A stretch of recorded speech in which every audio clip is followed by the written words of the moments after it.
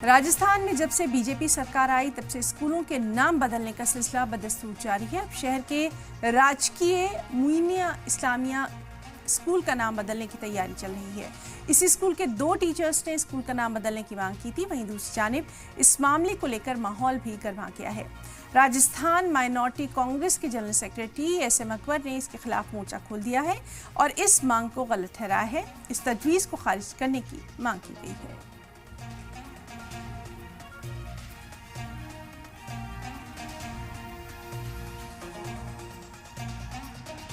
आनन फानन के अंदर वर्दी आई। जिस तरीके से बीजेपी की सरकार जब से राजस्थान के अंदर आई है, जब से उर्दू को ख़त्म करने का, उर्दू के आपके शिक्षा मंत्री महोदय उर्दू के स्कूलों को बंद करने का प्रयास कर रहे हैं। आए दिन उर्दू के छात्रों को परेशान किया जा रहा है। आप देखिए, आप जिस तरीके से आज अजमेर शहर का नामचीन स्कूल, इस स्कूल से ऐसे होनहार विद्यार्थी यहाँ से पढ़कर निकले जो आज देश के उच्च पदों के ऊपर जाकर बैठे, और आज उस स्कूल के नाम को बदलने का जो प्रस्ताव रखा गया वो बहुत निंदनीय है। हम इसका घोर विरोध करते हैं।